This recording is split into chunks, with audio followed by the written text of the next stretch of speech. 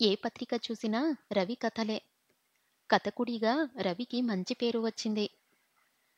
ఈయన రవి కథలు రాస్తాడు అని ప్రభావతి తన స్నేహితులందరికీ ఎప్పుడైనా పరిచయం చెయ్యగానే, ఈయన రవి గారు అని వాళ్ళు అడ్మిరేషన్‌తో కళ్ళప్పగించి చూడగానే రవి పొంగిపోయేవాడు. ఎంత బాగా రాశారండి! ఎలా వస్తాయి అలాంటి ఆలోచనలు? అని అనగానే గొప్పగా ఫీలయ్యేవాడు. రవి తెచ్చుకున్న పేరుకి ప్రభావతి కూడా మురిసిపోయేది. రవి లా కాలేజీలోనూ, ప్రభావతి బీఏకి క్వీన్ మేరీసన్‌లోనూ చేరారు. అప్పుడప్పుడు ఇద్దరు సినిమాలకి వెళ్ళేవాళ్ళు. తరచూ ప్రభావతి ఇంట్లో కబుర్లు చెప్పుకుంటూ కూర్చునేవారు. ఇలా 6 నెలలు గడిచాయి. రేపు నా పుట్టినరోజు. నువ్వు భోజనానికి రావాలి అన్నది ప్రభావతి. నాకు జ్ఞాపకమున్నది. రేపు నీ పుట్టినరోజని. నువ్వు పిలవకపోయినా వస్తాను అన్నాడు రవి. సాయంకాలం కొంతమంది ఫ్రెండ్స్‌ని టీకి పిలిచాను. ఆడవాళ్ళా? అవును. నిన్ను సినిమాకి తీసుకెళ్దామనుకున్నాను. నైట్ షోకి వెళ్దాం. రేపు ఆఖరి రోజు. బ్లాసమ్స్ ఇన్ ది డస్ట్ అన్నది ప్రభావతి. నైట్ షోకా? అవును. నాన్నగారి పర్మిషన్ తీసుకుంటానులే. అయితే నేను రాత్రి 8:30కి వస్తానులే. వీల్లేదు. పొద్దున్నే రావాలి కాఫీకి. మధ్యాహ్నం ఇక్కడే భోజనం చెయ్యాలి. సాయంత్రం టీ తాగాలి. నా ఫ్రెండ్సొచ్చినప్పుడు నువ్వు ఇక్కడే ఉండాలి. నిన్ను చూడాలని చాలామంది తహతహ పడుతున్నారు. రాత్రి భోజనం చేసి సినిమాకి వెళ్దాం. అయితే రేపు రోజంతా మీ ఇంట్లో ఉండాలంటావు. ఆల్రైట్. నీకే విసుగెత్తి సాయంకాలం వెళ్ళిపోమంటావు అన్నాడు నవ్వుతూ. రేపు సినిమాకి టికెట్లు బుక్ చెయ్ నవ్వుతూ అన్నది ప్రభావతి. రవి, ప్రభావతి ఇంటి నుంచి తిన్నగా మౌంట్ రోడ్ వెళ్ళాడు. రూ. 50 పెట్టి చీర, జాకెట్టు కొన్నాడు. అందమైన అట్టపెట్టెలో పెట్టించి గులాబీ రంగు రిబ్బన్ కట్టించాడు. టికెట్లు బుక్ చెయ్యకుండా ఇంటికి వెళ్ళాడు. మర్నాడు పొద్దున 9 గంటలకల్లా ప్రభావతి ఇల్లు చేరుకొని అట్టపెట్టె చేతికి ఇచ్చాడు. ఏమిటిది? అడిగింది ప్రభావతి. లోపలికి తీసుకెళ్ళి చూడు అన్నాడు. హాల్లో సోఫాలో చితికలపడి ప్రభావతి లోపలికి వెళ్ళింది. ఆమె తల్లి కాసేపటికి ఫలహారము, కాఫీ తెచ్చి ఇచ్చింది. కోటికి వెళ్తూ సుందరామయ్య రవిని పలకరించాడు. అరగంట తర్వాత ప్రభావతి రవి ఇచ్చిన చీర కట్టుకొని హాల్లోకి వచ్చి ఎలా ఉంది? అడిగింది. నువ్వు చెప్పాలి. నీకెలా ఉందో? కాదు. నువ్వు చెప్పాలి అన్నది దగ్గరగా వెళ్ళి అతని ముందు నిలబడి. ముద్దు వస్తున్నావు అన్నాడు. అలాగా అని వెనక్కి తిరిగి చూసి ముద్దుకి తల కొంచెం వంచింది. రవి ఆమె పెదవులని తన పెదవులతో తేలికగా రాశాడు.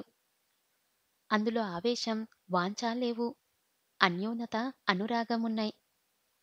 ఏయ్! ఏమిటా పని? ఎవరైనా చూస్తే? అన్నది ప్రభావతి దూరంగా జరిగి. రవి తనని నలిపేసినట్టు జుట్టు సర్దుకుంటూ. ఆ పూట ప్రభావతి ఇంట్లోనే భోజనం చేశాడు. హాల్లో పడుకున్నాడు. అతనికి ఎదురుగా ప్రభావతి కూర్చున్నది. ఎందుకలా వరుసగా సిగరెట్లు తాగుతావ్? అన్నది. అలవాటైపోయింది. రవికి సిగరెట్లు బాగా అలవాటైపోయాయి. తను రాయాలనుకుంటున్న నవల కథ చెప్తున్నాడు. కళ్ళు మూసుకొని వింటుందామె. నిద్రపోతున్నావ్? అంటున్నానే. నిద్రపోతే ఎలా ఊకొడతాను? తలంటి పోసుకున్నావుగా, నిద్ర వస్తుందేమోనని. వస్తే చెప్తాన్లే. నువ్వు కథ చెప్పు. సాయంకాలం 4 గంటలయింది. టీ తాగాడు. నేనిక వెళ్తాను అన్నాడు. ఎక్కడికి? ముందు థియేటర్‌కి వెళ్ళి టికెట్లు బుక్ చేసి, తర్వాత ఇంటికి వెళ్ళి బట్టలు మార్చుకొని నిన్న బుక్ చేయలేదు? ఇక్కడికి ఎన్ని గంటలకు వస్తావు? 8 గంటలకి. అంత ఆలస్యం దేనికి? త్వరగా రా. సరే. రవి ప్రభావతితో చెప్పినట్లు ముందు థియేటర్‌కి వెళ్లి 2 టికెట్లు కొన్నాడు. ఇంటికి వెళ్లి స్నానం చేసి, బట్టలు మార్చుకొని, అక్కకి, బావకి ఉత్తరాలు రాశాడు. కాసేపు చదువుకొని బయలుదేరాడు. బీచ్ రోడ్ మీద నుంచి నెమ్మదిగా కార్ డ్రైవ్ చేసుకుంటూ 7 గంటల ప్రాంతంలో ప్రభావతి ఇల్లు చేరుకున్నాడు. కారు ఆపి దిగబోతుండగా ఇంట్లో నుంచి నవ్వులు, అరుపులు వినిపించాయి. అన్నీ ఆడవాళ్ళ గొంతులే. లోపలికి వెళ్ళడానికి సిగ్గుపడి అక్కడే కార్ దగ్గర నిలబడి సిగరెట్ వెలిగించాడు. 2 నిమిషాల తర్వాత రవి లోపలికి రావేం అన్న కేక వినబడింది. వస్తున్నాను అని సిగరెట్ కింద పడేసి బూట్స్ కాలితో నలిపేసి వెళ్ళాడు. హాల్లో దీపాలు వెలుగుతున్నాయి. గోడల కానిచ్చి వేసిన సోఫాలలో ప్రభావతి ఈడు ఆడపిల్లలు కూర్చున్నారు. రారా, నా పుట్టినరోజని కాదు, వీళ్ళంతా వచ్చింది నిన్ను చూడాలని అన్నది ఆమె నవ్వుతూ. మిస్టర్ రవి అంటే చాలుగా. గిరిజ, ఉష, నవనీతం వీళ్ళు ముగ్గురు నా క్లాస్మేట్స్. మాధురి చాలా బాగా పాడుతుంది. రేడియోలో తరచూ పాడుతూ ఉంటుంది. వినే ఉంటావ్. నమస్కారం పెట్టాడు రవి. ఎర్రగా, పొట్టిగా ఉన్న గిరిజ మీద నుంచి దృష్టి ఉష మీదికి వెళ్ళింది. సన్నగా, పొడుగ్గా ఉన్న ఉషా తర్వాత కూర్చున్న నవనీతాన్ని చూసి అతని కళ్ళు నవనీతాన్ని ఇట్టే దాటేసి మాధురి మీద నిలిచాయి. తనతో ప్రమేయం లేకుండానే తన కళ్ళు ఆమె కళ్ళల్లో కాంతులను వెతుకుతున్నాయి. ఎప్పుడో, ఎక్కడో చూసినట్లు, ఎప్పుడో ఆ కళ్ళల్లోకి తను అలా చూస్తూ కూర్చున్నట్లు, ఎప్పటినుంచో తమకి ఆత్మీయత ఉన్నట్లు, తనకి ఆమె తెలిసినట్లు కళ్ళార్పకుండా చూశాడు. అలా ఆమె కళ్ళల్లోకి చూస్తూ నిల్చున్నాడు. తనకి తెలియకుండానే చిన్న నవ్వు నవ్వాడు. అలా చూడడం సభ్యత కాదు. ఏమనుకుంటారు? తప్పు. దృష్టి తిప్పేయ్.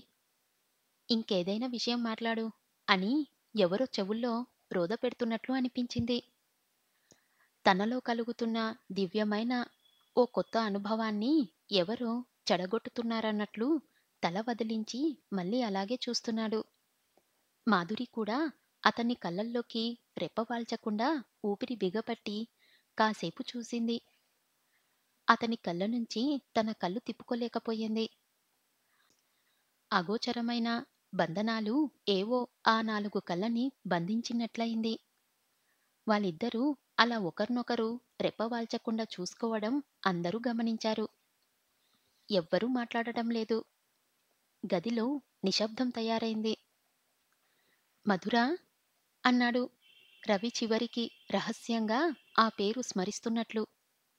ఆమె మాట్లాడలేదు. అతన్నే చూస్తుంది. ఇద్దరూ ఈ ప్రపంచాన్ని మర్చిపోయారు. ఒక ఇంట్లో, ఒక గదిలో ఎలక్ట్రికల్ దీపాలు కాంతిలో నలుగురు ఆడపిల్లల సమక్షంలో పరీక్షగా చూస్తున్న వాళ్ళు కళ్ళ ముందు ఉన్నామని, తమ ప్రతి చూపుకి, ప్రతి కదలికకి ఆరాలు తీస్తారని మర్చిపోయారు. ఎన్నేళ్ల క్రితమో ఇద్దరూ చనువుగా, ప్రేమగా బ్రతికి దురదృష్టవల్లో, ప్రమాదవశత్తు విడిపోయి మళ్ళీ కలుసుకున్నట్లున్నది ఆ ఇద్దరికీ.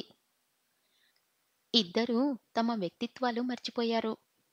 మాట్లాడుకోనవసరం లేకుండా ఆ చూపులతో ఐక్యమయ్యారు. ఏమిటి అలా చూస్తున్నావ్? అడిగేసింది రవిని ప్రభావతి భరించలేక. అతను తెప్పరిల్లాడు. ఎప్పుడో కలుసుకున్నట్లు అనిపించింది. గొణికాడు. అవును, నాకు అలాగే అనిపిస్తుంది. ఎక్కడా? అడిగింది మాధురి. మీ ఆయనకి తెలిసేమో అన్నది ప్రభావతి. పెళ్ళైన దానివని జ్ఞాపకం చేస్తున్నట్లు కాస్త సూటిపోటిగా. ప్రభావతి అన్న ఆ మాట రవి మనసులో ఇంకా లేదు. మాధురినే రెప్పవాల్చకుండా చూస్తున్నాడు. నల్లని ఒత్తైన జుట్టు. కాస్త బిగువుగా జడ అల్లుకున్నది. మల్లెపువ్వుల దండ ఒక పక్కగా వేలాడుతుంది. బంగారు రంగు ఒళ్ళు నున్నగా మిలమిలా మెరుస్తుంది. పెద్ద కళ్ళు దీపాల మల్లే కాసేపు మెరుస్తాయి. కాసేపు చీకటి గుహల మల్లే లోతుగా నల్లగా మారుతాయి. నిండుగా లేతగా ఉన్న చెంపలు. ఆ చెంపల నుంచి జారిపోయిన అందమంతా గెడ్డంలా తయారైందనిపిస్తుంది. నవ్వుతుంది మాధురి. చిన్న నవ్వు. ఎవరేమనుకుంటే నాకేం? అన్న నవ్వు. ఆనందం తనలో నింపుకొని ఇతరులకు పంచిపెట్టే నవ్వు. అలా నవ్వుతుంటే గెడ్డం మీద గుంటలు పడతాయి. కళ్ళలో నుంచి 10 మల్లెల్నుంచి, పళ్ళ తళతళాల్లోంచి, ముక్కు నాజూకులో నుంచి ఒలికిపోతున్న అందాన్ని పట్టుకొని, దాచుకొని ప్రదర్శిస్తున్న సొట్టలు, ఎర్రని పెదిమలు, పై పెదిమికి, ముక్కుకి కాస్తంత వెడల్పు, ఆ వెడల్పు తర్వాత దిద్దినట్లున్న పై పెదిమికి అట్టి అంటకుండా పెదిమిల అంచులని తడిచేస్తూ మెరుస్తున్న కనిపించని పల్లవరస. ఎర్రగా కెంపులతో పొదిగినట్లు ఎర్రని మంటలని, ఆ మంటల వేడిని జ్ఞాపకి తెచ్చే కింది పెదిమ. సన్నని మెడ. ఆ మెడలో నగలు అనవసరం. ఒంటి వరస బంగారం గొలుసు.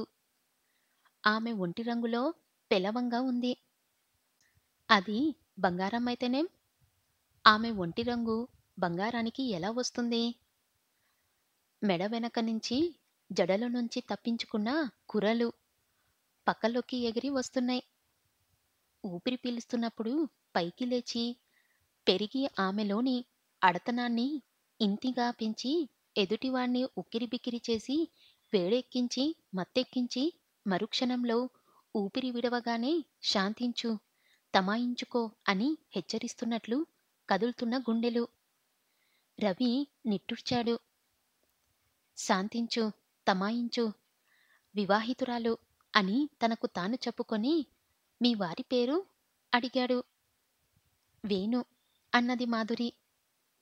వేణు అన్నట్లు కాదు, రవి అన్నట్లు వినిపించింది అతని చెవులకి. ఏం చేస్తున్నారు? అడిగాడు. ఆమె మాటలాడటం ఆపకూడదు. ఆ తీయని కంఠం తను వింటూనే ఉండాలి. సెక్రటేరియట్లో ఉద్యోగం, గుమస్తా. అసలు ఈ ప్రపంచానికి సంబంధించిన మనిషిలా కనిపించలేదు రవికి. దేవలోకంలో నుంచి దిగి వచ్చిన దేవతలా ఉంది. అంతలో ఆమె వెనక సోఫాలో పడుకొని నిద్రపోతున్న 2 ఏండ్ల కుర్రాడు అమ్మా అన్నాడు. మాధురి చటుక్కున వెనక్కి తిరిగింది. పిల్లవాణ్ణి ఎత్తుకుంది. బాంబు పేలబోతున్నట్లు, తుఫాను రాబోతున్నట్లు, 2 కార్లు ఢీ కొట్టబోతున్నట్లు, ఏదో గొప్ప అవంతరం జరగబోయేటట్లు, అంతవరకు ఊపిరి బిగపట్టి కళ్ళప్పగించి నిశ్చలంగా రవిని, మాధురిని చూస్తున్న వాళ్ళంతా ఆ టెన్షన్లో నుంచి తేరుకొని ఒక్కసారిగా అందరూ మాట్లాడటం ప్రారంభించారు. రవి సోఫాలో కూర్చున్నాడు. గిరిజ రవి కథలని పోగొడుతుంది. అతను రాసిన కథలన్నీ ఇవ్వమని నవనీతం అడుగుతుంది. ప్రభావతి లేని ఉత్సాహం తెచ్చిపెట్టుకొని నవ్వుతూ, నీ పాపులారిటీకి నీకే ఆశ్చర్యంగా ఉందా? అడిగింది రవిని. ఆవిడ చాలా బాగా పాడుతుందన్నావ్? పాడించావ్? అడిగాడు రవి ప్రభావతిని. ఎవరో దీపం ఆర్పేసినట్లు ప్రభావతి మొహం మీద చిరునవ్వు మాయమైంది. ఏదో అనబోయి అనుంచుకొని, మాధురీ, నువ్వు పాడాలట, రవి అడుగుతున్నాడు అన్నది. మాధురి సిగ్గుపడలేదు. బెట్టు చెయ్యలేదు. పమిట సర్దుకోలేదు. ఒళ్ళోనుంచి పిల్లవాణ్ణి తీయలేదు. పాడటం ఆమె నైజమైనట్లు గొంతు విప్పి ఆలపించడమే మాట్లాడటం అయినట్లు ఎవర్ని చూడకుండా పిల్లవాడి వీపు నిమురుతూ మన ప్రేమ, మన ప్రేమ అని ప్రారంభించింది. అక్కడున్న 3 ఆడపిల్లలు ప్రభావతిని చూశారు. ప్రభావతి మొహం తిప్పేసుకున్నది. తివాసిని చూస్తుంది. రవి కళ్ళార్పకుండా మాధురినే చూస్తున్నాడు.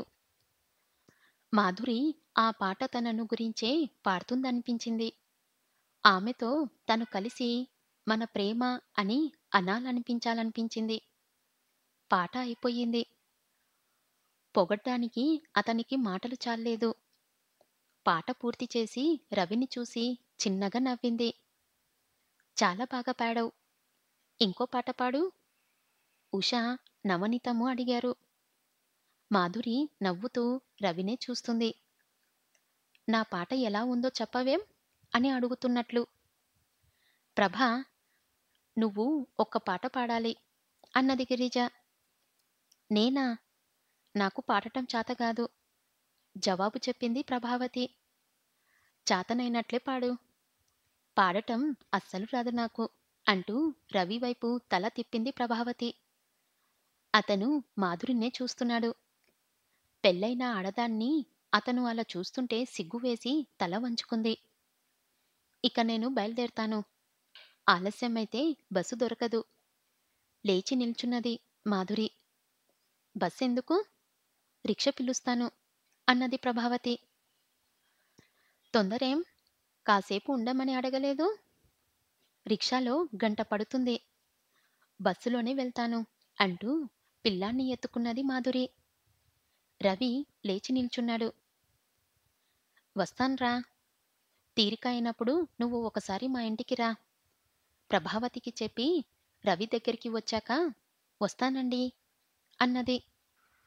అతని కళ్ళల్లోకి చూడకుండా తలుపు వైపు తిరిగి వీధిల్లోకి చూస్తూ, నా కారులో దింపుతాను అన్నాడు రవి. మీకెందుకు శ్రమ? Motor car. నేను లాగనుగా. ఇంజన్ లాగుతుంది. తెచ్చిపెట్టుకున్నాడు నవ్వు. రవి ఆ మాట అనగానే గదిలో నిశ్శబ్దం ఏర్పడింది. ప్రభావతి గట్టిగా నిట్టూర్చడం వినిపించింది. వద్దండి అంటూ మాధురి ముందుకు 2 అడుగులు వేసింది. బస్సులు దొరకవు. మీకు అభ్యంతరమా? ఛ! మీకు శ్రమ. మాధురి కన్నా ముందుగా వీధిల్లోకి వెళ్లి కారు తలుపు తెరిచాడు రవి. కారు కదిలింది. ప్రభావతి, ఆమె స్నేహితురాలు వరసలో నిలబడి చూస్తున్నారు. మాధురిని దింపి వస్తానని కూడా ప్రభావతికి చెప్పలేదు రవి. మాధురిని చూశాక ప్రపంచమే మరిచిపోయాడు. ప్రభావతి ఎక్కడ జ్ఞాపకం ఉంటుంది? మీ ఇల్లెక్కడా? అడిగాడు రవి. మైలాపూర్లో. మైలాపూర్లో ఎక్కడా? అడ్రస్ చెప్పకపోతే ఎలా వెళ్ళడం? నవ్వుతూ అడిగాడు. సౌత్ మాదా వీధిలో. రవి కారు చాలా నెమ్మదిగా తోలుతున్నాడు. దగ్గర దోవానకాక అంటే జనం తిరగని విశాలమైన ఇలియట్స్ రోడ్ మీదికి మళ్లించాడు. విచిత్రం. మిమ్మల్ని ఎన్నడో ఎక్కడో చూసినట్లనిపించింది చూడగానే అన్నాడు. ఎప్పుడు? అడిగింది మాధురి నవ్వుతూ. చిన్నప్పటి నుంచి, నేను పుట్టినప్పట్నుంచి, పుట్టక ముందు నుంచి కూడా మనం ఆత్మీయులనిపిస్తుంది. అవును, నాకు అలాగే అనిపిస్తుంది జవాబు చెప్పింది ధైర్యం చేసి.